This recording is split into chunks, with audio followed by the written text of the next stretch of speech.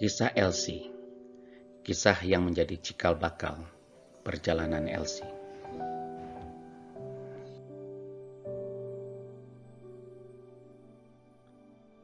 Jumat malam itu, Elsie duduk merenung di meja belajarnya, menatap selembar kertas HVS A4 dengan memegang pensil 2B. Sesekali dia menulis atau mencoret sesuatu. Hasil coretan pertama di atas kertas terbaca berupa sederet nama teman-teman pramukanya.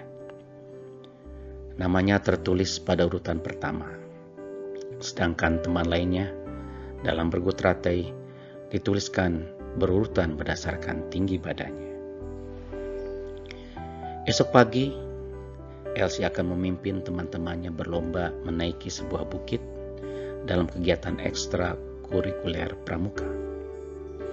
Elsie berpendapat, sebagai pemimpin, dia harus berada di depan dan kemudian diikuti oleh teman-temannya dengan asumsi yang lebih tinggi akan memiliki kecepatan berjalan yang lebih baik dibandingkan yang lebih pendek.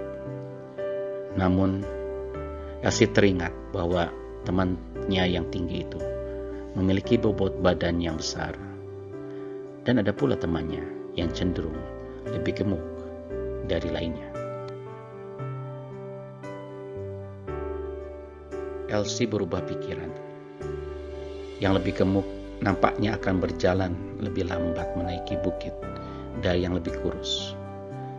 Dan dia kembali mencoret-coret kertasnya untuk menghasilkan daftar urutan versi kedua. Tidak lama, dia merenung kembali, dan coretan selanjutnya menghasilkan 2 daftar urutan lainnya. Dan dia tersenyum kecil. Tidak berapa lama kemudian, senyumnya menghilang. Elsie berpikir keras untuk memilih satu dari beberapa daftar urutan regu teratai yang akan diterapkan esok pagi. Satu regu dinyatakan berhasil jika tiba lengkap bersama-sama di puncak bukit, tidak ada yang tercecer, dengan catatan waktu yang cepat. Dan malam pun semakin larut. Elsie berangkat pagi-pagi di antar ayahnya menggunakan jalan tol yang biasa dia lalui untuk menuju sekolah. Cemas nampak terlihat pada wajah Elsie ketika melihat rangkaian kendaraan yang mengekor di depannya, dan ketika ayahnya mulai mengurangi kecepatan. Kecemasan itu bertambah saat ayahnya menginjak rem untuk berhenti. Ada apa di depan sana? Dalam benaknya sudah terbayang apa yang akan terjadi jika dia terlambat tiba di sekolah. Teman-temannya mungkin akan berlomba menaiki bukit tanpa dirinya. Tidak lama kemudian, ayahnya mulai menancapkan gas kendaraannya kembali. Perlahan tetapi pasti, akhirnya mereka melalui sumber permasalahan. Ada kecelakaan. Tetapi itu pun nampaknya sudah lama terjadi, karena polisi dan patroli jalan tol sedang berkemas untuk pergi dengan mobil penyok yang ditarik sebuah truk derek.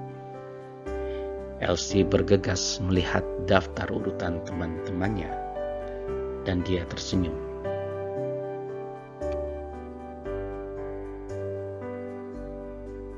Elsie dan teman-temannya memulai derap langkah semangat meninggalkan garis start pada Sabtu pagi yang indah itu.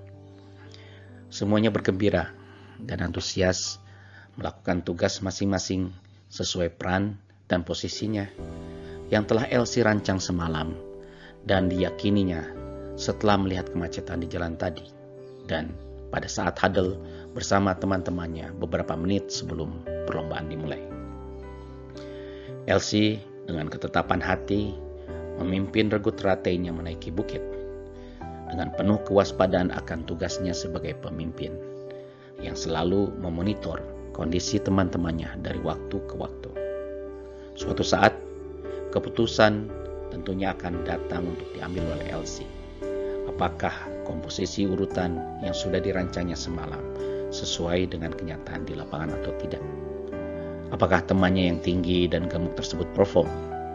Atau ada temannya yang sakit? Atau urutan harus dirubah? Atau kecepatan pendakian harus disesuaikan? Derap langkah sebuah tim, Rego teratai.